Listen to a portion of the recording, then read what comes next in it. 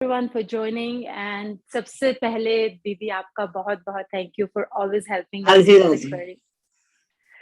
और दीदी आज का ज़्यादा हम समय नहीं लेंगे, तो पहले क्वेश्चन से स्टार्ट करते हैं कि पहला क्वेश्चन है नाम अपराध से कैसे बचें?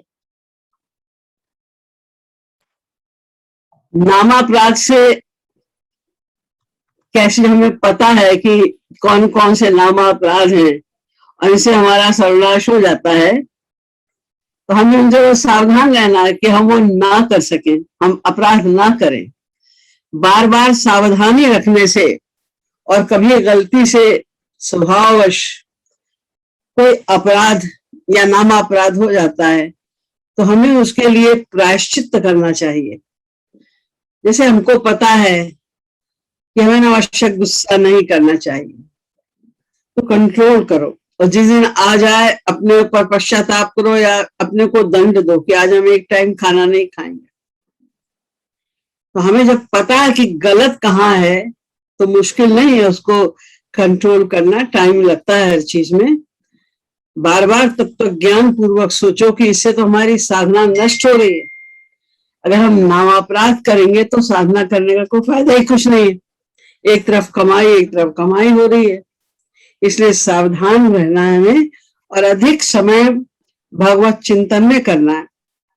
ये कई बार मैंने समझाया, कुछ भी करो, कहीं भी जाओ, तो उनकी उपस्थिति को हमें फील करना है। ऐसा करने से नामापराध नहीं होगा, कम हो जाएगा। थैंक यू दीदी। और सब लोग जिनको क्वेश्चंस पूछने हैं अपना रेज हैंड वाला इमोजी यूज कर सकते हैं और हम आपको अनम्यूट करेंगे। The next question is from Rekha Anand. Rekha ji, आप अपना क्वेश्चन पूछ सकते हैं अनम्यूट करके। वीडियो भी ऑन कर लीजिए और अपनी प्रेफरेबली सब लोग वीडियो ऑन करके बात राधे दीदी। थोड़ा। हाँ दीदी, महाराज जी कहते हैं कि जब हमें महापुरुष मिल जाते हैं तो भगवान का मिलना निश्चित है। तो हमें तो महाराज जी मिल गए हैं, तो अब जब भी हमें महाराज जी भगवान मिलेंगे तो सबसे पहले लोग कहते हैं जब भगवान सामने आते हैं तो उनकी स्तुति की जाती है। तो जब भगवान हमारे सामने आएंगे तो हमें फर्स्ट स्टेप क्या करना है? देखिए, भगवान, दो बातें आपने कही अभी। एक तो ये कि महाराज जी कहते हैं कि जब महापुरुष मिल जाए तो भगवत प्राप्ति का होना निश्चित है, इसमें कोई संदेह नहीं है। लेकिन भगवत प्राप्ति तभी निश्चित होगी, तभी होगी जब हम गुरु की आज्ञा का अक्षरशः पालन करेंगे। गुरु की हम गोद में भी बैठे और उनकी बात नहीं मानते। हम आपसे तो बहुत प्रेम करते हैं, आपके लिए हमारा सर्वस्व चाहिए, ये बात हम आपकी नहीं मानते। ये बात तो अच्छी लगती, ये नहीं मानते हम, इस पर हमारा विश्वास नहीं है, हम नहीं मान सकते। जब हम ऐसा कहते हैं तो इसके मतलब ही हम तैयार नहीं है, क्योंकि गुरु की शरणागति माने ही होता है भगवत शरणागति। जितने प्रतिशत आपकी गुरु के प्रति शरणागति है, समझिए बस उतने ही प्रतिशत आपकी भगवान के प्रति शरणागति है। तो शरणागति होना आवश्यक है। जो दूसरा प्रश्न है आपका, अगर भगवान सामने आ गए, ये किसने कहा कि वो स्तुति करनी पड़ेगी? ये कहीं नहीं लिखा है।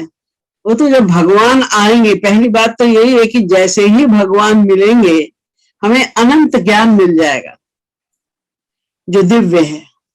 दिव्य ज्ञान, दिव्य आनंद, दिव्य लोक, सब कुछ दिव्य दिव्य दिव्य हो जाएगा। तो ये प्रश्न ही नहीं उठेगा कि हम उनकी स्तुति कैसे करें और क्यों करें जब वे हमारे हैं। आपके सामने आपका बेटा या आपका पति या आपके भाई बहन सामने आते हैं, आप स्तुति करते हैं क्या? कोई नहीं करता ना।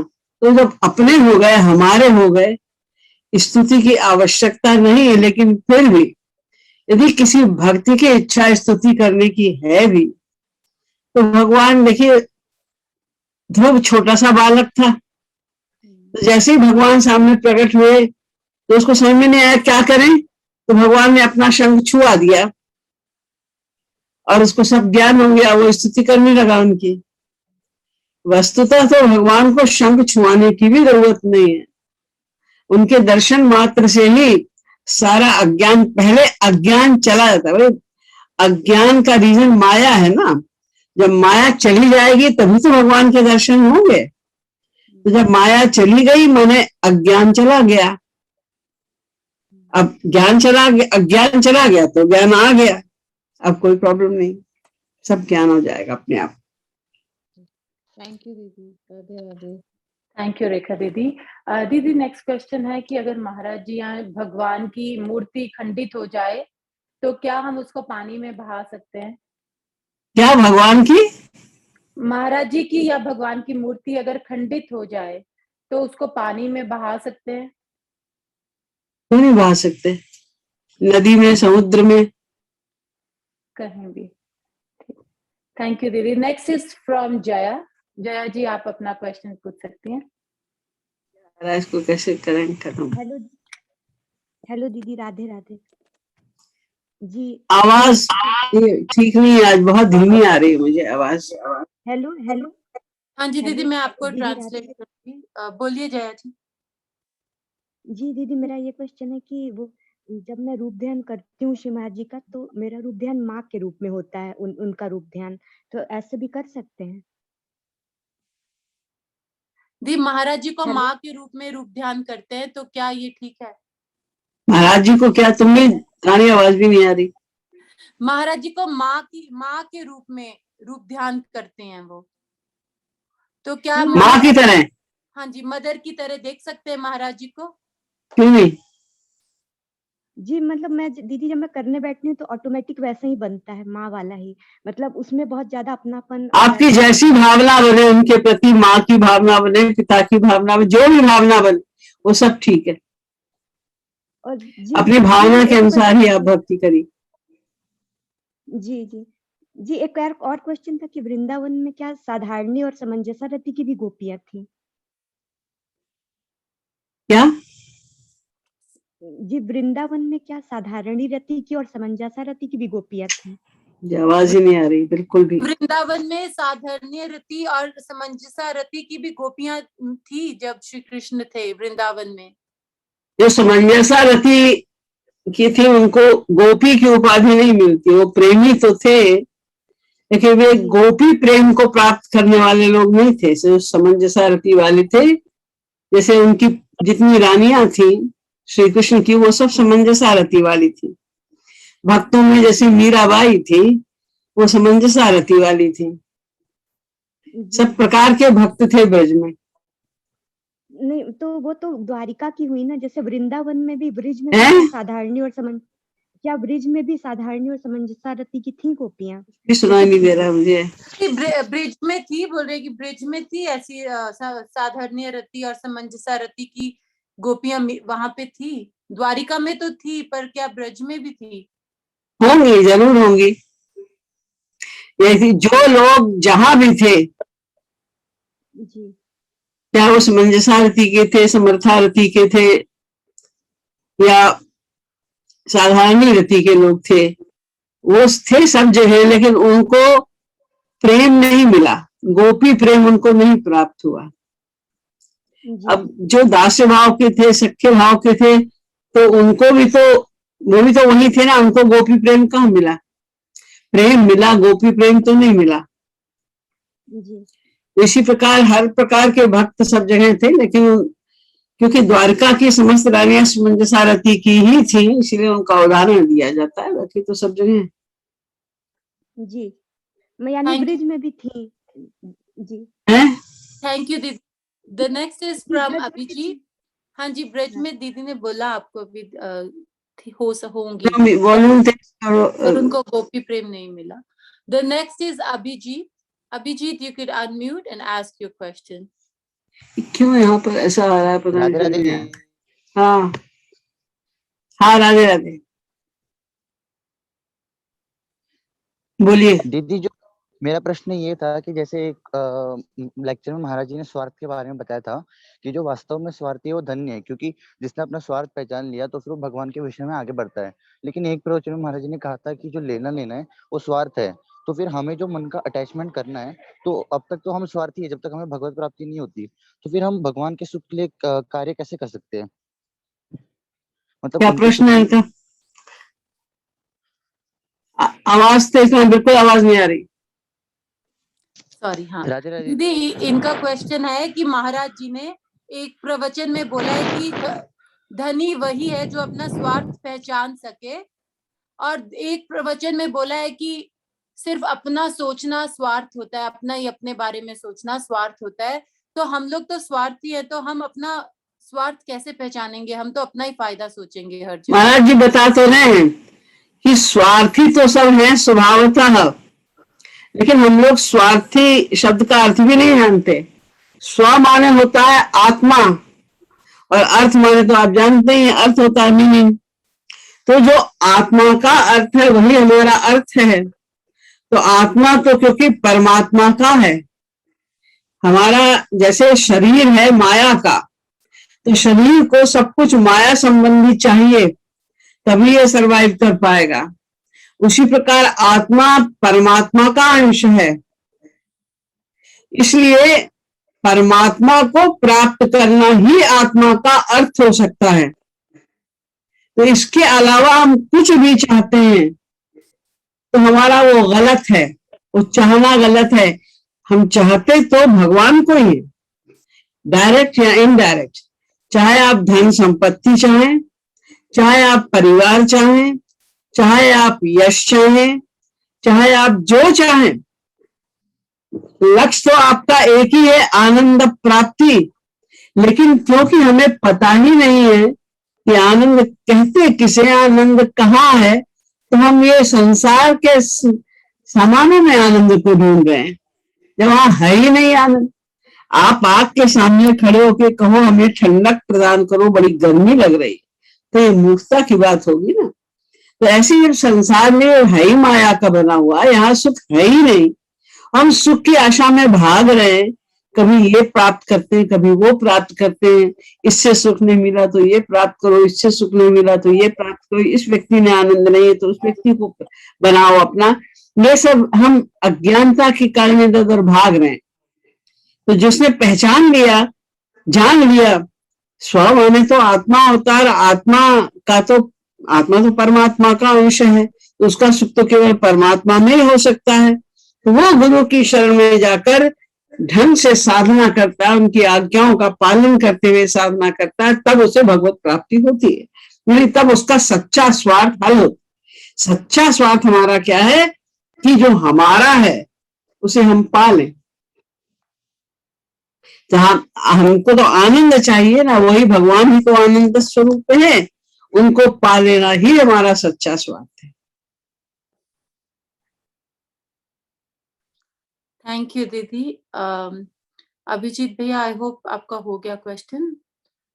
नेक्स्ट दीदी इज बस एक छोटा सा प्रश्न और था। क्या? दीदी मेरे को ये पूछना था कि जैसे कि महाराज जी ने बताया कि जो प्रेम की सर्वोच्च कक्षा है वो समार्थ रहती है, यानी कि निष्काम गोपी प्रेम, तो इसलिए जिसमें सर्वश्रेष्ठ आनंद है, इसलिए हमें वो लक्ष्य बनाना है और उसके लिए हमें देना देना सीखना है, यानी कि निष्काम प्रेम करना सीखना है। तो इसमें अंतिम गोल अपना स्वार्थ है कि उससे जो टॉप मोस्ट क्लास है वो मिलेगी। तो फिर ये सकाम में आता है कि निष्काम में? क्योंकि जो उस भाव से भक्ति करना, ये भाव से समर्था रति की भक्ति प्राप्त करने की कामना बनाना स्वार्थ नहीं, उसका हमारा लक्ष्य है।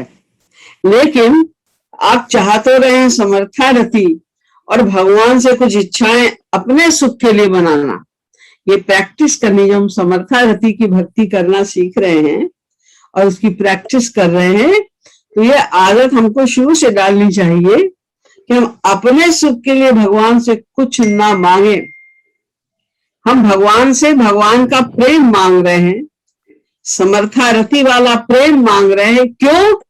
ताकि हम उनकी सेवा कर सकें। किस लिए? उनको सुख देने के लिए, अपने सुख के लिए नहीं। अगर हम अपनी इच्छा से मांगते हैं कि हमें ये सेवा मिले, ये सेवा पसंद नहीं है, हमें ये सेवा चाहिए, वो तो अपने सुख के लिए हो गया, ये स्वार्थ है। लेकिन हमें जो सेवा मिले, श्याम सुंदर हमें जो भी सेवा दे, जो भी सेवा उनकी प्राप्त हो जाए, हम उसमें उतने ही प्रसन्न हो। हर प्रकार की सेवा में हमारी प्रसन्नता इक्वली हो, तो वो निस्वार्थ कहलाता है। तो दीदी जैसे कि हम अपने किसी में अटैचमेंट करते हैं तो वो ये सोच के करते हैं कि ये मेरा, इसमें मेरा सुख है। तो वही महाराज जी ने कहा था इस चिंतन को डाइवर्ट कर दो कि भगवान कहाँ में अगर लगता है भगवान कि हमारा सुख है? नहीं, मतलब जहाँ पे भी हम चिंतन करते हैं कि ये मेरा है और यहाँ पे मेरा सुख है, वहां पे अटैचमेंट होता है।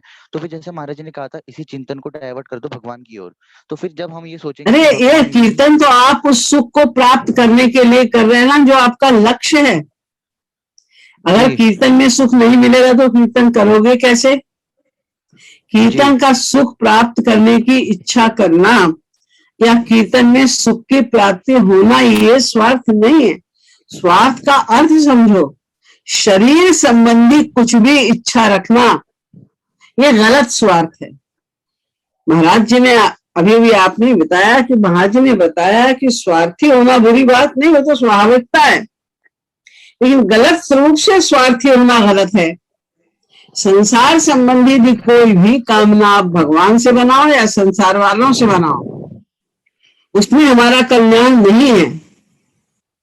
लेकिन हम भगवान संबंधी कामना अगर बना रहे हैं, कुछ भी उनकी सेवा पाने के लिए, उनके दर्शन पाने के लिए, अगर हम बिना किसी स्वार्थ के उनकी सेवा आदि कर रहे हैं, कीर्तन कर रहे हैं उसके प्यार को पाने के लिए, तो वो स्वार्थ सही है, वो तो गलत नहीं है। जी। और तो जो महाराज जी ने कहा था कि प्रत्येक क्षण अपना प्रेम बढ़ाओ, तो फिर वो प्रेम बढ़ाने का अर्थ महाराज जी से क्या था? मतलब कि मन का अटैचमेंट बढ़ाना था या व्याकुलता बढ़ाना? प्रेम, अरे भाई संसार में जब आपका प्रेम बढ़ता है किसी से तो क्या होता है, आपका हल्का फुल्का प्यार है तो कभी वो कहीं दिख गया तो आपको थोड़ी सी खुशी हो जाती है।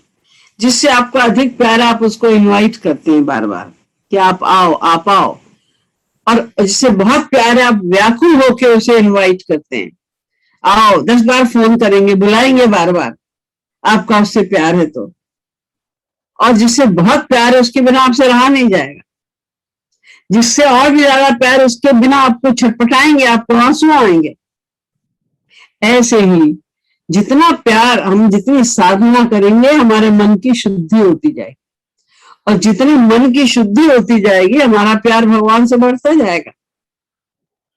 जी तो जितना प्यार बढ़ेगा तो उनके दर्शन की इच्छा अधिक होने लगेगी, फिर व्याकुलता होने लग जाएगी, फिर एक एक क्षण एक एक कल्प के समान प्रतीत होने लग जाएगा, फिर लगेगा उनके बिना आपको अगर दर्शन नहीं हुए तो मेरे प्राण निकल जाएंगे। ये सब व्याकुलता है। जी जी, धन्यवाद दीदी। राधे राधे। राधे राधे। थैंक यू भैया। दीदी नेक्स्ट क्वेश्चन है कि वो बोल रहे हैं कि जब ध्यान करते हैं तो अगर किसी भी रूप या मूर्त का ध्यान ना करे तो वो ज्यादा अच्छा लगता है उनको। प्लेन स्काई, ऐसे प्लेन कुछ भी रूप का ध्यान करना मुश्किल लगता है, कष्ट होता है। अगर वो किसी भी रूप का ध्यान नहीं कर रहे हैं तो इसके मतलब ये कि वो संसार का किसी रूप का ध्यान कर रहे हैं। मन एक क्षण को भी अकर्मा नहीं रह सकता, इसलिए यदि आप भगवान के रूप का ध्यान नहीं कर रहे हैं तो किसी ना किसी रूप का ध्यान, भगवान के अतिरिक्त तो संसार ही है ना। अगर आप भगवान के रूप का ध्यान नहीं कर रहे हैं तो संसार के किसी ना किसी रूप का ध्यान आप अवश्य कर रहे हैं, ये 100% श्योर है। तो ध्यान आप संसार का कर रहे हैं और मुंह से राधे राधे बोल रहे हैं तो उसका क्या परिणाम होगा? क्योंकि मन की भक्ति तो गिनी जाती है ना, भक्ति तो मन का विषय है, जुबान का विषय तो है नहीं। इसलिए रूप ध्यान तो भगवान का ही करना पड़ेगा। शून्य में आप रूप ध्यान करेंगे तो शून्य मिलेगा। जब आप भगवान का ध्यान कर ही नहीं रहे हैं, आप ब्लैंक है बिल्कुल। अगर हम मान भी लेंगे कि इम्पॉसिबल है, ब्लैंक तो हो ही नहीं सकता माइंड, कुछ ना कुछ तो होगा माइंड में। लेकिन हम मान मिले कि आप ब्लैंक में कर रहे हैं तो आपको क्या मिलेगा? Blank, 0 number. तो दीदी उनका वो ये बोल रही कि मुझे सुख मिलता है ब्लैंक में और रूप ध्यान नहीं हो पाता, तो उसको मैं कैसे ठीक करूं? कोई फॉर्म? प्रैक्टिस से और कैसे भाई, एक फोटो को आधार बनाओ, जो फोटो आपको सबसे अच्छी लगे, या कोई मूर्ति भगवान की जो आपको सबसे अच्छी लगे उसको आप चुन लो और बार बार उसी को देखो और सोचो कि ऐसे ही है हमारे प्रभु। जैसे जब आप किसी लड़की की, किसी लड़के की फोटो देखते हैं, किसी व्यक्ति की फोटो देखते हैं तो आपको तुरंत आइडिया आ जाता है ये व्यक्ति ऐसा लगता है, ये व्यक्ति सुंदर है, असुंदर है, अच्छा है, बुरा है। आप फोटो देख के अंदाजा लगा लेते हैं। तो ऐसे ही भगवान की फोटो या भगवान का मूर्ति वगैरह देख के आप उसी आधार पर सोचो कि हमारे श्याम सुंदर ऐसे हैं, और जब आप ध्यान करने बैठो तो सोचो कि मूर्ति में से निकलकर वही भगवान जिनको हमने मूर्ति में या चित्र में देखा है, वही निकलकर साक्षात मेरे सामने खड़े हैं और वो देख रहे हैं, मुझे मुस्कुरा रहे हैं, उनकी पलकें हिल रही हैं, उनके बाल उड़ रहे हैं। ऐसा साक्षात उनके दिव्य स्वरूप का ध्यान करने की प्रैक्टिस करो, प्रैक्टिस होने लग जाएगा। Thank you, Didi. Before we go to the next one, I just have an announcement to make. अभी भी कुछ लोग WhatsApp पे हमारे साथ नहीं जुड़े हैं, तो हम चैट लिंक में एक लिंक भेजेंगे जिसके थ्रू आप हमारे WhatsApp ग्रुप में आ सकते हैं। ABC तीनों एक ही ग्रुप है, एक ही इंफॉर्मेशन है, तो आप इन तीनों में से अगर कोई भी एक ग्रुप में है तो दैट्स गुड, इफ नॉट तो प्लीज आप ज्वाइन कर लीजिए। और सेकंड है we have retreat happening for the new year, तो आपको कोई भी रिट्रीट की इंफॉर्मेशन चाहिए वो भी चैट बॉक्स में मिल जाएगी। तो अगर आप टोरंटो आ सकते हैं किसी भी माध्यम से, तो दीदी के बिहाफ पे I am inviting everyone to please come and rejuvenate yourself for the new year. The next is doctor Vajivada. Unko, I think is not good with technology. So Yash, if we could just unmute him, he's just raising his hand in the picture from long time. So please unmute him.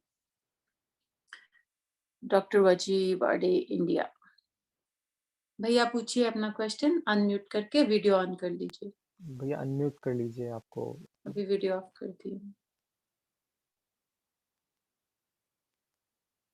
प्रश्न कीजिए आप। भैया आप unmute नहीं है, हो गए हो गया अनम्यूट। हाँ भैया पूछ लीजिए क्वेश्चन। हाँ राधे राधे दीदी। राधे।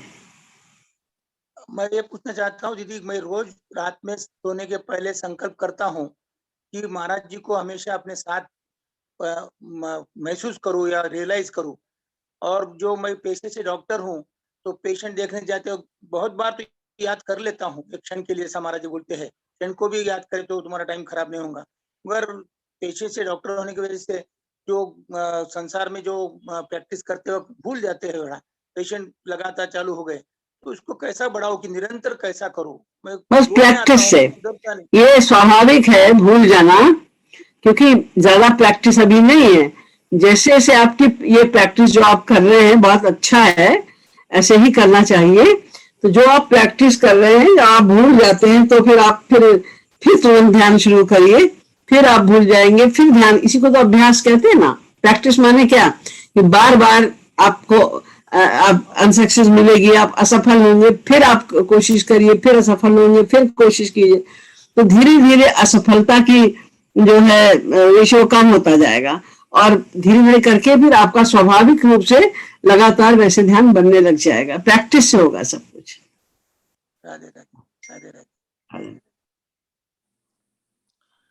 Thank you, भैया। The next is Suryansh. Suryansh, you can go ask your question. आप अनम्यूट कीजिए सूर्यांश। या go ahead. दीदी राधे राधे। राधे राधे।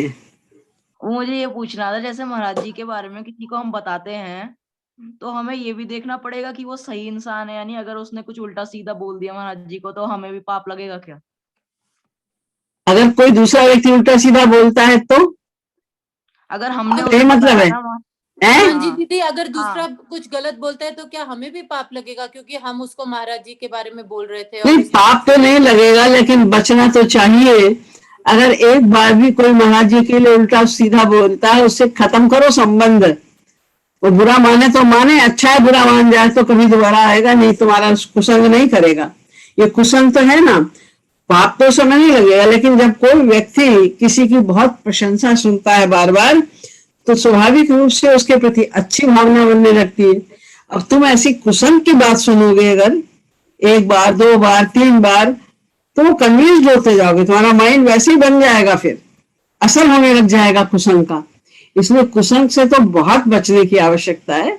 ऐसा कोई भी व्यक्ति जो महाराज जी के अगेंस्ट ऊट पटांग बात बोलता है, उससे कोई संबंध रखो ही मत, तुरंत चल दो वहां से किसी न किसी बहाने से। जैसे ही वो इस प्रकार की आलोचना करना प्रारंभ करता है, चल दो वहां से कोई भी बहाना बना के। अच्छा ठीक है, राधे राधे। राधे राधे दीदी। राधे राधे। दीदी नेक्स्ट क्वेश्चन है, वो बोल रहे हैं कि महाराज जी ने बोला है पार्वती माता भी भगवत प्राप्त हैं और वैष्णव हैं। किसकी माता है? पार्वती माता ji, Parvati mother, lord Shiva's wife Parvati ji, कि वो भी गॉड रियलाइज्ड है और वैष्णव है, उच्चकोटि वैष्णव है, तो क्या उनकी भक्ति करने से भी भगवत प्राप्ति हो जाएगी? पार्वती जी तो भगवान का ही स्वरूप है, वो तो श्री राधा रानी का अंश है, उनकी भक्ति करने से भगवत प्राप्ति तो हो जाएगी, गोपी प्रेम नहीं मिलेगा। जो महाराज जी रास्ता दिखा रहे हैं प्रेम आनंद वाली भक्ति का, वो नहीं मिलेगा। जिसके पास जो है वो उतना ही तो देगा ना। यस। तो उनको गोपी प्रेम नहीं मिला तो तुम्हें कहां से मिल जाएगा उनकी भक्ति करने से। थैंक यू दीदी। Next is Deepchand Verma, go ahead ask your question.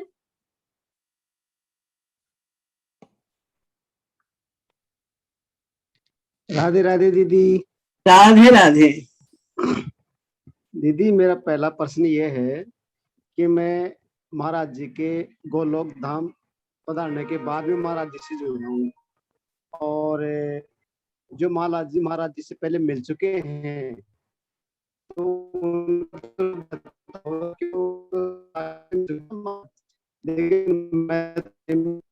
आपकी आवाज कट रही है। पश्चाताप होता है, लेकिन उसका महाराज जी को आवाज कट रही है। हाँ जी भैया, आपका क्वेश्चन सुनाई नहीं दिया। हाँ जी आ रही है, बोलिए। तो हाँ राधे राधे दीदी। तो क्या मैं महाराज जी को देखा नहीं हूँ, मिला नहीं हूँ, लेकिन मैं महाराज जी को गुरु रूप में वर्ण कर चुका, और अब उसका रूप ध्यान करके मैं खूब पश्चाताप करता हूँ कि मेरे को क्यों नहीं मिले पहले, और अब मैं उसके लिए रोता हूँ, उसके लिए आंसू बहाता हूँ। तो मेरी ये कोई कल्पना तो नहीं है, क्योंकि जिनको साक्षात मिल चुके उनको तो साक्षात नहीं, ईश्वरी जगत में कुछ कल्पना नहीं हुआ करती। संसार में अगर आप ऐसा किसी के लिए करें तो वो कल्पना ही होगी, इसलिए कि आप अगर किसी के लिए रो रहे हैं या किसी को याद कर रहे हैं, उसे क्या पता कि आप उसके लिए रो रहे हैं, आप उसकी याद कर रहे हैं। लेकिन भगवान और महापुरुष ये तो सर्वांतर्यामी होते हैं, और श्री महाराज जी के विषय में तो आप सुन ही चुके हैं कि उनकी कितनी उच्च स्थिति है। तो वो तो अपने हर शरणागत जीव के अंतःकरण में विराजित होकर उसका योगक्षेम भी वहन करते हैं, उसकी हर बात को सुनते हैं। आपका एक भी आंसू बर्बाद नहीं गया, कुछ भी बर्बाद नहीं जाएगा। आप जितना उनको याद करेंगे, जितने आंसू आप उनके लिए बहाएंगे, आपके अंतःकरण की शुद्धि होती जाएगी और उनकी कृपा आपको प्राप्त होती जाएगी। परिणामतः जब आपका अगला जन्म होगा या जब भी महाराज जी दोबारा अवतार लेकर आएंगे, तो वो आपको प्रत्यक्षतः मिलेंगे, और जितनी भक्ति आप इस जन्म में कर लेंगे, उतनी भक्ति उस समय आपको पकी पकाई मिल जाएगी। उस जन्म में फिर आपको उतनी भक्ति नहीं करनी पड़ेगी जितनी आपने इस जन्म में पूरी कर ली है। जी राधे राधे। थैंक यू भैया। दीदी जी मेरा एक छोटा सा प्रश्न था दूसरा, कि जैसे अपन गृहस्थी जीव हैं, और गृहस्थी जीवन में मतलब गुरु रूप में धारण किया है, तो हम कोई भी गुरु रूप में दान करते हैं, तो उस दान का फल हमारे पूरे परिवार को मिलता है या स्वयं को ही मिलता है? नहीं, पूरे परिवार को वहां कुछ नहीं मिलता, सबका अलग अलग हिसाब किताब है। जो करेगा दान, जिसकी मंशा है दान करने की। तो परिवार तो हमारे से ही जुड़ा हुआ है ना, जैसे मेरे फैमिली में 10 आपसे जुड़ा हुआ है तो क्या वो भगवान से तो नहीं जुड़ा है ना? वो अलग अलग दान थोड़ी करेंगे, सब दान तो मैं ही करूंगा ना उनके लिए। नहीं, अगर उनकी मंशा है, वो करना चाहते हैं दान, और आपके माध्यम से हो रहा है केवल, तो उन्हें मिलेगा फल। लेकिन आप दान कर रहे हैं और उनको उनसे कोई मतलब नहीं है इससे कि आप दान करो या नहीं करो, तो उनको नहीं मिलेगा। फल उसका नहीं मिलेगा। जिसकी मंशा है दान करने की, अरे ईश्वरी राज्य में तो यहाँ तक होता है कि आप बहुत डेस्परेट हैं, बहुत आपकी उत्कट अभिलाषा है कोई दान करने की, और आपके पास साधन नहीं है, आप नहीं कर पाए, आप रो रहे कि हम करें ये दान, लेकिन आप नहीं कर पाए, तो भी आपको फल मिल जाएगा। लेकिन अगर आप ने दान प्रत्यक्ष तक कर भी दिया, 1 लाख का दान कर दिया, लेकिन आपके मन में दुर्भावना है, आप करना नहीं चाहते, किसी और विजन से, किसी और स्वार्थ से आपने कर दिया, तो आपको 0 मिलेगा नंबर उसमें, बल्कि अपराध भी हो जाएगा। तो भगवान के यहाँ तो सब मन की मंशा का होता है, भले आप दे रहे हैं अपने परिवार की ओर से, लेकिन उन लोग की भी अगर इच्छा है दान करने की, वो लोग भी विलिंग है दान करने के, तो उन्हें फल मिलेगा। लेकिन अगर उनको कोई मतलब ही नहीं है उससे, कोई ना उन्हें ऑब्जेक्शन है, ना कोई उनकी इच्छा है, तो उन्हें कोई दान, उसका कोई फल नहीं मिलेगा। जी राधे राधे। राधे राधे। दीदी नेक्स्ट क्वेश्चन है कि वो पूछ रहे हैं कि श्री कृष्ण की प्रेयसी बनने के लिए क्या मैं अपने आप को 16 साल की कन्या मानूं या 16 साल की मैरिड गोपी मानूं जिसका विवाह किसी और से हो गया? जिस तरह आपका भाव बने वैसे मान लीजिए आप। वैसे आप अपने को कन्या मानिए, 16 वर्ष की तो और भी सुंदर भावना बने, लेकिन जिस तरह आपकी अधिक भावना बने वैसे आप बनाइए। थैंक यू दीदी। And next is Sunny from Houston. Sunny, go ahead, ask your question.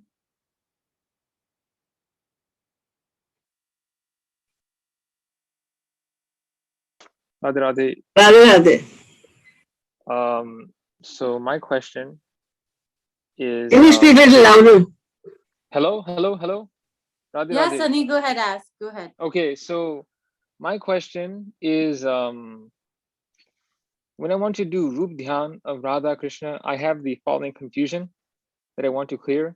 So when I want to do Roop Dhyan of Radha Krishna, I have this doubt that I should do instead Roop Dhyan of Sri Maharaj Ji, because it is said that Guru Bhakti must be greater than Hari Bhakti. And you also answered for that question for me last time. And thank you so much for that answer. And I also watched your lecture. So thank you so much for that. And like, I know this thinking is not correct, but I do not know the answer to this. And that's my question. So what's your question, Sunny? If you should do Maharaj's... You're answering or asking question? Oh, okay. I'll say it again. When I want to do Roop Dhyan of Krishna, I have this confusion that I should instead do Roop Dhyan of Maharaj Ji, because... I have given you the answer of this question already, that you can visualize either Shri Radha Krishna or Shri Maharaj Ji, all of them or 2 of them or 1 of them, the same thing. Either you remember Shri Krishna only or Shri Radha only or Shri Maharaj Ji only, or 2 of them or 3 of them. It is up to you. All of these 3 are one and the same, and all of them are the divine personality. That's why there is no difference. You can visualize anyone at any time. Same thing. Okay. So it doesn't matter if we want to sing more Krishna Pad or more Radha Pad. It's the same thing. Yeah, you can sing any pad. Either you can visualize Shri Radha Krishna according to the meanings of the pad, or you just sing, keep on singing anything, but you visualize Shri Maharaj Ji. You feel like he is with me. You are talking to him, or you are walking with him. You are pressing his feet. You are fanning him. Whatever the idea comes in the mind. According to that, you can remember Shri Maharaj Ji only, you can remember Shri Krishna only, Shri Radharani only. I've given this answer to you before as well. You asked me this question, didn't you? Thank you, Sunny. Yeah. And next is Manasvi Gupta. Go ahead, ask your question. Manasvi. Yeah, Radhe Radhe Didi ji. Can you please turn your video on too, Manasvi? पूछिए।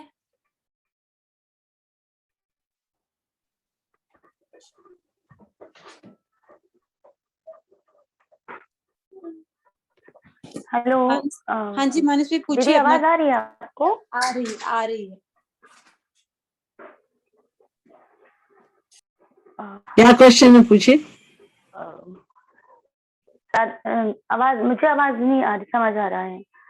अच्छा, मेरा प्रश्न ये है, मैं रूप ध्यान करती हूँ तो एक भजन कीर्तन से शुरू करती हूँ, कोई एक भजन ले लेती हूँ गुरु जी का, उसके हिसाब से मेरा ध्यान और कोशिश करती हूँ कि प्रभु को उसी प्रकार अपने सामने रखूं। जैसे ही वो कीर्तन खत्म हो जाता है या वो पूरा हो जाता है, उसके बाद अगर मैं रूप ध्यान और आगे करने की कोशिश करती हूँ तो मुझे ये नहीं समझ में आता कि अब मैं क्या विजुलाइज करूं या मैं क्या बोलूं। मुझे उसके बाद बिल्कुल ब्लैंक हो जाती हूँ। वो भजन खत्म होने के बाद मुझे समझ नहीं आता कि अब मैं कैसे ध्यान करूं। देखिए, जब आप कीर्तन कर रहे हैं तब तो आप कीर्तन के भाव के अनुसार अपना भाव बना लेते हैं। जब कीर्तन समाप्त हो गया तो भी आप कुछ भी कर रहे हो तो आप फील करिए उनकी प्रेजेंस को, वो हमारे साथ हैं। आप अगर आप काम पर जा रहे हैं तो आप सोचिए वो हमारे साथ जा रहे हैं। आप कुकिंग कर रहे हैं तो आप सोचिए वो हमारे साथ में खड़े हुए हैं, उनके लिए हम बना रहे हैं, आज हम उनके लिए ये बनाएंगे वो बनाएंगे। घर की सफाई आप कर रहे हैं तो आप ये सोचो उनके लिए कर रहे हैं, अभी वो आते होंगे, ऐसा अच्छा से सजा दूं, मैं अच्छे से सफाई कर दूं ताकि उनको कोई कष्ट ना हो। तो जो भी काम करें किसी ना किसी प्रकार उनका चिंतन करना आवश्यक है। सोचिए, उनकी प्रेजेंस को फील करिए या उनके लिए मन में सोचते रहिए। ये प्रैक्टिस से सोचने की कोशिश करती हूँ तो सोचना ठीक है, लेकिन जब अगर मैं कुछ बोल नहीं रही हूँ तो मैं उतना सोच नहीं पाती। मतलब मुझे ये नहीं समझ में आता कि अब कीर्तन खत्म हो गया या मेरा एक तरह का ध्यान। आपको कीर्तन से भाव बनता है तो आप मनी मन कीर्तन करो। जब आपका समझ में नहीं आता है कि हम उनका किस प्रकार ध्यान करें तो मनी मन कोई कीर्तन गाते रहो और उनको सोचो कि वो यहाँ है। आप सोचो कि आप नाच रहे हैं, वो भी आपके साथ में नाचे। नाचना खुद जरूरी नहीं है, लेकिन चिंतन भी अगर आप कर रहे हो कि आप नाच रहे हो, वो आपके साथ नाच रहे हैं। कुछ भी ध्यान, वो लेटे हैं उनके चरण दबा रहे हैं, वो खड़े हैं उनको पंखा कर रहे हैं, कुछ भी ध्यान जो बन जाए कोशिश करो तो होने लग जाए। राधे राधे या राधे कृष्ण साथ साथ बोल सकते हैं या हमको ऐसा कुछ वो नहीं है। मतलब राधे राधे या राधे कृष्ण ऐसे साथ साथ बोल सकते हैं इस भाव के साथ। कुछ भी आप बोलो जिसमें आपका भाव बने। अच्छा, ठीक है दीदी, मैं इस तरह से कोशिश करके देखती हूँ। Radhe Radhe. Thank you. The next question is from Vaibhav Patel. Vaibhav, go ahead, ask your question.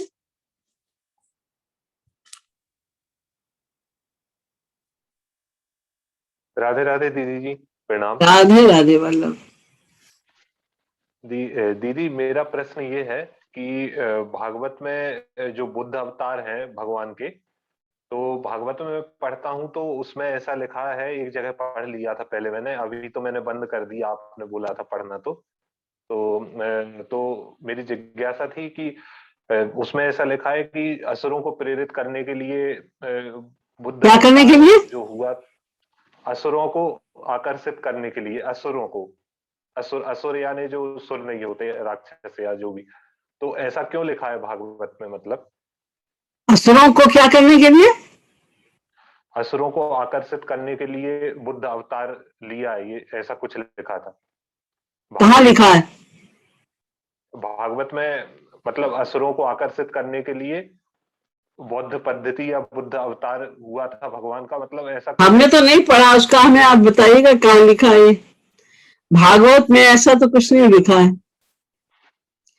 लेकिन वहां बुद्धा का जो अवतार हुआ वो कुछ गड़बड़ियां हो गई थी, क्योंकि पहले जो ये पंडित लोग थे, इन लोगों ने वेदों के माध्यम, क्योंकि वेदों में बहुत कर्मकांड संबंधी 80,000 वेद मंत्र हैं, 1 लाख में से 80,000 वेद मंत्र कर्मकांड संबंधी हैं।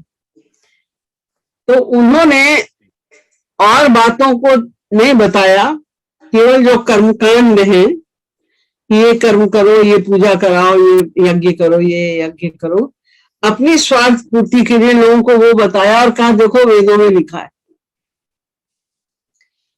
तो इस प्रकार लोगों को बेवकूफ बना के वो अपनी स्वार्थ सिद्धि करते रहे, पूजा और यज्ञ आदि कराते रहे। उससे तो कुछ मिलता नहीं है। यज्ञ आदि के बिना भक्ति के भगवान तो नहीं मिलेंगे, बिना भगवान के आनंद मिलने का सवाल ही कुछ नहीं, वही तो आनंद स्वरूप है। तो बेवकूफ बना रहे थे एक प्रकार से, और उसका इतना बोलबाला हो गया था इस पृथ्वी पर कि लोग कहते थे हाँ देखो वेदों में लिखा है, ठीक तो कह रहे हैं, वेद में लिखा है, वेदों में कोटेशन दे रहे हैं वो, जिसमें लिखा है कि ये कर्म करो इसका ये फल होता है। तो वो सब फल तो क्षणभंगुर है, एक बात। दूसरी बात, उसको करने की सही विधि किसको आती? सही विधि से होगा तो क्षणभंगुर फल भी मिलेगा, ये तो वो भी नहीं मिलेगा।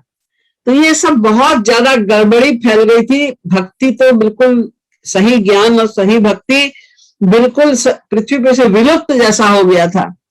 तब बुद्ध जी ने अवतार लिया और उन्होंने कहा ये सब वेद गलत है। उन्होंने वेद के विरुद्ध बोलना शुरू किया ताकि लोग वेद ना पढ़े। फिर उन्होंने बताया कि मोक्ष कैसे प्राप्त होगा। ये उनके अवतार का रहस्य है। जी दीदी। और ये जो आसुरी प्रवृत्ति, असुर से मतलब वहां पर ये जो आसुरी प्रवृत्ति के लोग थे, उनका दमन करने के लिए, उनको शांत करने के लिए, उनके अज्ञान को पृथ्वी से हटाने के लिए महात्मा बुद्ध का अवतार हुआ। थैंक यू भैया, धन्यवाद। छोटा सा क्वेश्चन है। हाँ जी भैया, थैंक यू जी। निकुंज और नवनिवृत्त निकुंज में क्या अंतर?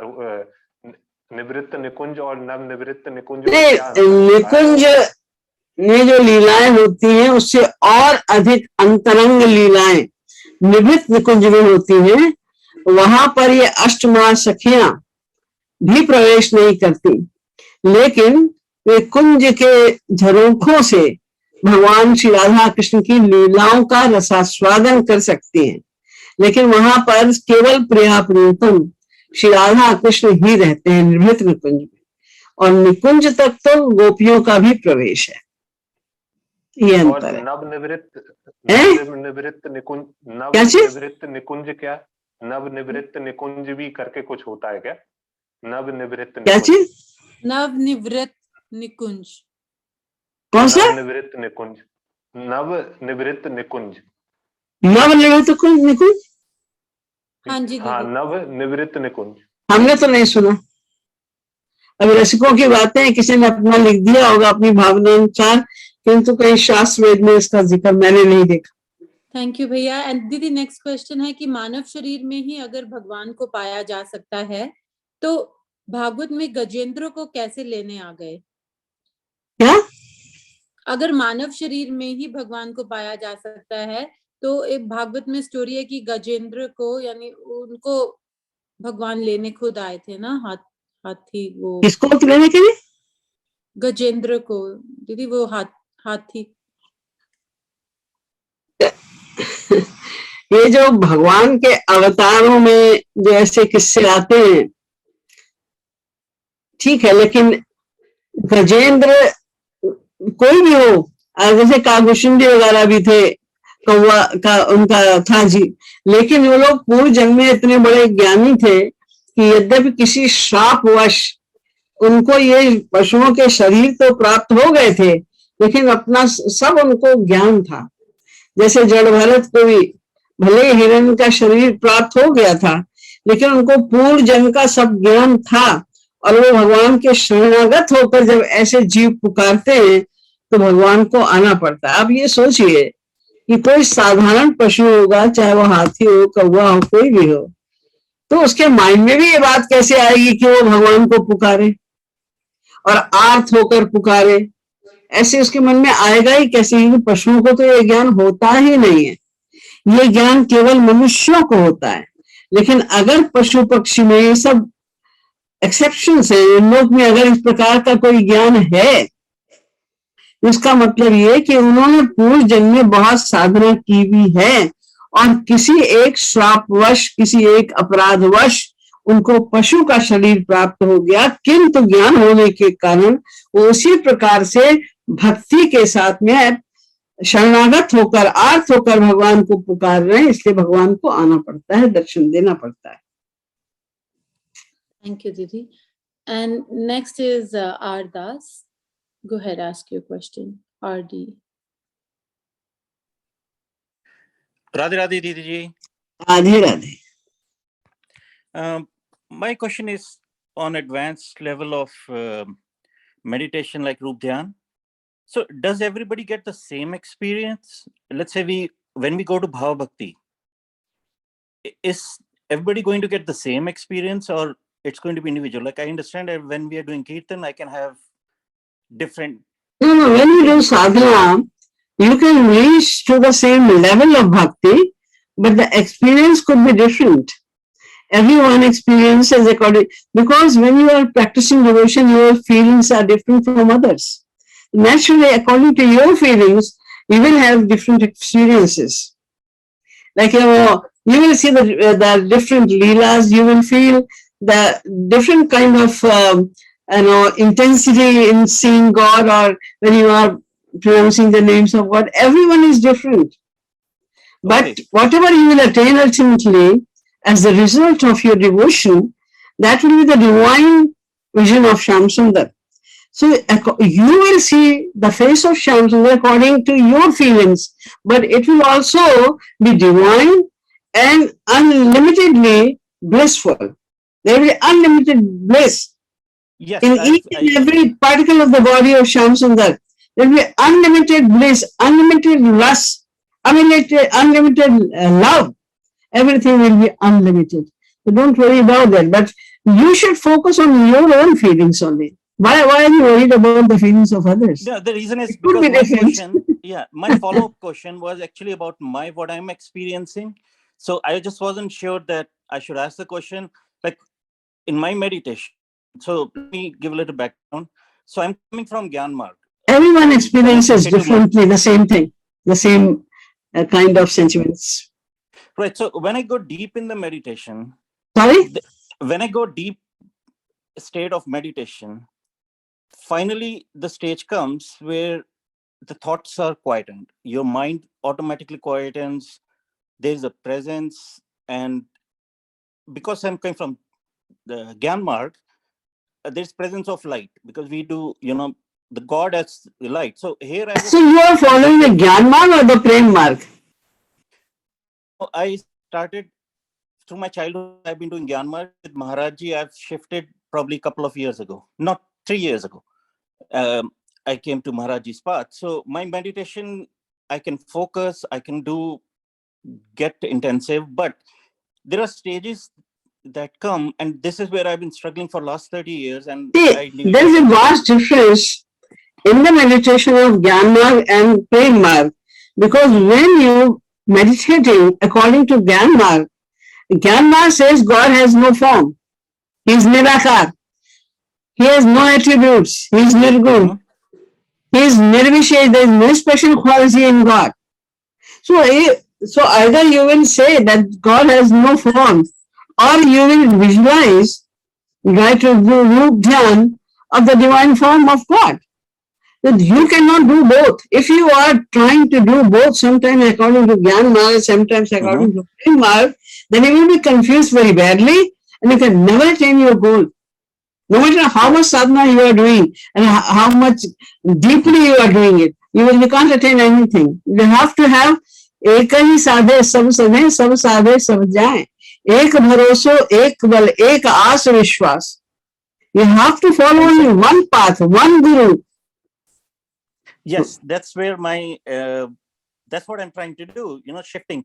But in there, like in Rup Dhyan, I can sit, and depends on the experience. I don't want to, we can't share in public. I can go intense. What experience did you get in Gyan Marg? I don't know the details. I just know simply that I can reach a stage where whatever thought comes, and that's my problem. Whatever thought comes. In the Gyan Marg, there is some basic thing you should understand it.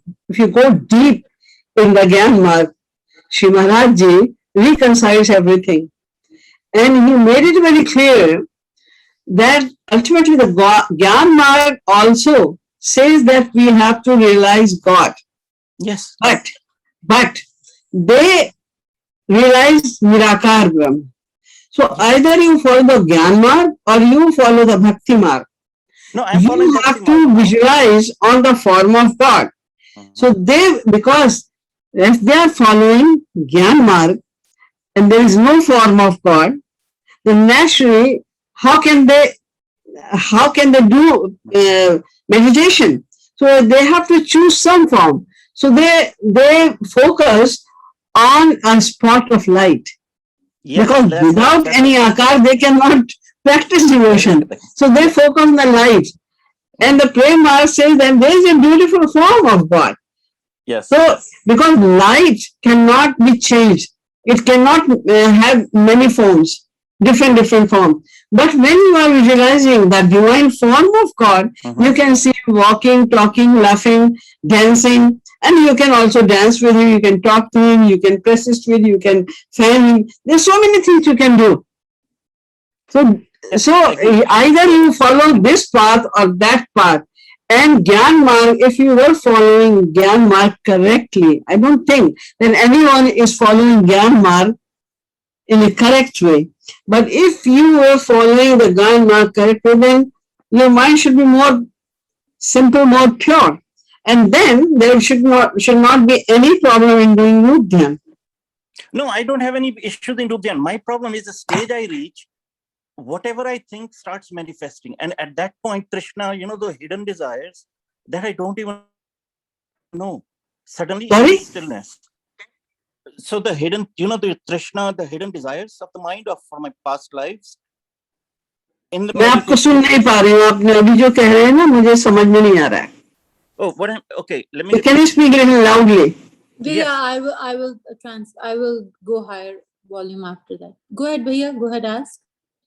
So in there, when I reach the stage that everything I think starts manifesting, I know the power is there. There is stillness, and there is presence. This bliss, this unlimited bliss, and then suddenly the thoughts pop up, which some of them are harmful to me, and I know they are going to manifest. So I just pull myself back, and that has been going on. Like I go there, then I leave meditation for a few months, and then I go back and I reach the same stage, and then I go back. I've been doing it for so long, so I just don't know how to cross that ocean where my hidden desires don't come up, and they actually manifest. All my life, this is the problem. So anything he thinks, Didi, manifests, and then his question is that how do I, because कई बार कुछ बुरा भी विचार आता है तो वो भी manifest ना हो जाए, तो how do I stop all that? Because he's meditating so much, everything gets manifested. मुझे सुनाई नहीं दे रहा है, तुम दोनों का ही पता नहीं, आवाज बिल्कुल नहीं आ रही. तो दीदी जो भी सोचते हैं वो मैनिफेस्ट हो जाता है, तो कई बार बुरे विचार भी मैनिफेस्ट हो जाते हैं. How does he overcome that?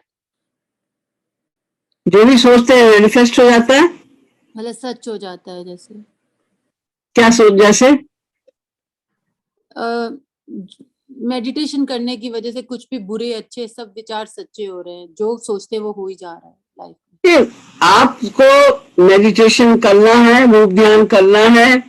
आप जो भी किसी पद के सहारे से या भगवान का सीधे से नाम लेते हुए भगवान का जो भी रूप आपको अच्छा लगता है उस पर बार बार उसी पर मेडिटेशन करिए, उसी पर ध्यान दीजिए.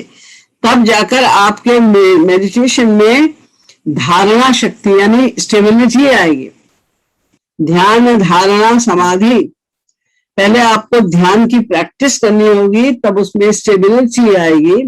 बार बार प्रैक्टिस कीजिए, क्योंकि पहले आपने ज्ञान मार्ग की प्रैक्टिस की हुई है, इसलिए आपका मन इधर उधर जाता है. लेकिन धीरे धीरे प्रैक्टिस अगर आप लगातार रूप ध्यान की करेंगे, सगुण साकार भगवान श्री कृष्ण के रूप ध्यान की प्रैक्टिस करते रहेंगे आप, तो धीरे धीरे उसमें धारणा शक्ति आ जाएगी और फिर इतना मन लगने लग जाएगा कि वो डूब जाए उसी में, और आप समाधि वाली स्थिति भी आ सकती है. लेकिन प्रैक्टिस, हर चीज प्रैक्टिस से होगी. कुछ भी गड़बड़ अगर हो रहा है और आपको पता है सही क्या होना चाहिए, तो आप उसके अनुसार प्रैक्टिस करते रहिए. Next is Sarat Nayak. Go ahead, bhaiya, ask your question.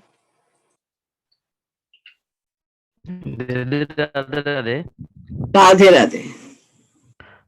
दीदी मेरा एक क्वेश्चन ये है कि जब महाराज जी एक बार कुछ सेवा दिए थे, कि उनका शरीर में चंदन और हल्दी मालिश करना था, लेकिन मैंने लाइन में खड़े थे, लेकिन क्या हुआ मेरा मन में, फिर हम वापस आ गए। तो उसको लेके अभी मैं बहुत परेशान हूँ, तो मेरा दिल बहुत तड़पता है, तो वो क्या है, क्या करूं मैं अभी? पश्चाताप। बहुत पश्चाताप, बहुत बहुत। हाँ, तो बस वो पश्चाताप से करते करते ना आप उस अपराध से फ्री हो जाएंगे। अपराध जाने अनजाने में होता रहता है, हो जाता है। दीदी आपको समझ में आ गया कि मैंने अपराध किया है, तो बस आप उसका पश्चाताप करते रहिए और उसकी महाराज जी की कृपा से ही वही क्षमा करेंगे, क्योंकि भगवान के प्रति जो अपराध हो जाता है उसे गुरु क्षमा कर देता है, लेकिन गुरु के प्रति जो अपराध होता है वज्रलेपो भविष्यति, वो तो वज्रलेप के समान हो जाता है। वो जब आप बहुत आंसू बहाएंगे, बार बार क्षमा मांगेंगे, तो उनकी ही कृपा से एक दिन ये आपका अपराध क्षमा हो जाएगा और फिर आपको ग्लानि नहीं होगी। दीदी ये नामा अपराध था या और कुछ था? कुछ मतलब में लाइन में नहीं है, तो गुरु के प्रति जो अपराध होता है उसको नामा अपराध ही कहते हैं, लेकिन गुरु की कृपा से वो नामा अपराध से भी मुक्त हो जाता है। जी थैंक यू भैया। The next question is from Gajendra Baheti. Gajendra भैया आप अपना क्वेश्चन पूछ लीजिए। दीदी मेरा राधे राधे प्रणाम दीदी। राधे राधे भैया। दीदी मेरा प्रश्न उचित है या नहीं मुझे भी समझ में नहीं आ रहा, फिर भी मैं आपसे पूछने की चेष्टा कर रहा हूँ।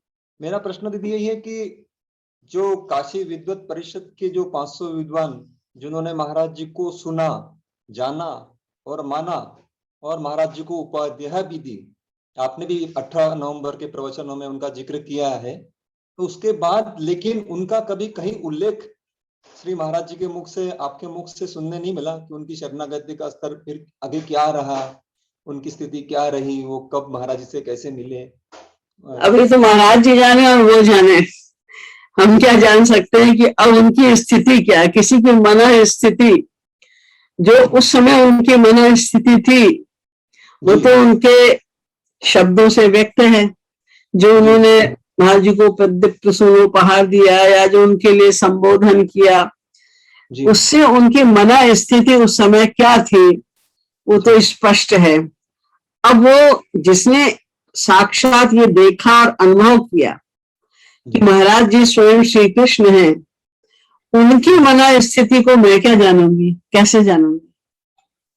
हमने तो उनकी कही भी बात आपसे बताई, उनके अनुभव की बात हमने आप सबको बताई कि उन्होंने ऐसा ऐसा अनुभव किया और ऐसे ऐसे बताया। अब उनके ऐसे जो बड़े बड़े लोग हैं उनकी मना स्थिति के विषय में मैं कैसे जान सकती हूँ। अब वो जाने, महाराज जी जाने। और हम जान के भी क्या करेंगे। मान लो उनकी बहुत ऊंची मन स्थिति है तो हमें उनसे क्या लेना देना है। अगर उनकी बहुत खराब स्थिति तो भी हमें उनसे क्या लेना देना है। हमें तो मतलब महाराज जी से, हमारी मन स्थिति महाराज जी के लिए ठीक होनी चाहिए, उनकी मन स्थिति कैसी हो हमें उससे कोई मतलब नहीं। जी दीदी, दूसरा प्रश्न मेरा ये था कि आपने जैसे बताया था कि महाराज जी के लिए कि वे श्री कृष्ण का स्वरूप थे, उनका अवतार थे, लेकिन अगर कोई साधक पहले से श्री महाराज जी के भीतर राधा कृपा शक्ति का, राधा का ही वो अवतार थे, तो आपको महाराज जी को क्या समझ में नहीं है। जैसे आपने कहा था कि श्री महाराज जी श्री कृष्ण के अवतार थे, ऐसा हम कह सकते हैं, लेकिन कोई सत्संगी साधक अगर श्री महाराज जी के प्रति राधा भाव का, राधा कृपा शक्ति का वो अवतार थे, क्योंकि उनके करुणा के जो किस्से अनुभव हम लोगों ने जीवन भर किए हैं वो तो श्री राधा रानी ही कर सकती है या श्री कृष्ण राधा रानी की कृपा से करते हैं, तो क्या उसके भक्ति में अंतर नहीं हो जाएगा? कुछ भी अगर आप उनको राधा रानी मान रहे हैं जी, तो मैंने तो बताया था राधा कृष्ण दोनों के अवतार हैं। भक्ति और रसावतार के प्रकरण में आप दोबारा सुनिएगा उस स्पीच को जी। वो तो राधा के भी अवतार है, कृष्ण के भी अवतार है। राधा के अंग कांति और उनके गुणों से युक्त होकर भगवान श्री कृष्ण ने अवतार दिया था। वो महाप्रभु चैतन्य का अवतार था और उन्हीं का अवतार दूसरा ये हुआ और तीसरा फिर होगा। ये उन्होंने स्वयं कहा है, जो मैं उसका मैंने कोटेशन भी दिया था कि उन्होंने स्वयं कहा है ये मेरा ऐसा अवतार हुआ है, इसके इसी तरह से 2 और अवतार होंगे और कीर्तन आनंद रूप हो ही वो हमार, और मैं उसमें भी मैं कीर्तन आनंद को ही लुटाऊंगा। तो कोई नहीं, महाराज जी के प्रति कैसी भी भावना आपकी, राधा की बने, कृष्ण की बने, गुरु की बने, किसी भी भावना बने, दिव्य भावना बने, तो वो ठीक है। Radhe Radhe. Thank you, Bhaiya. The last question would be from Happy Kangar. Go ahead, ask your question.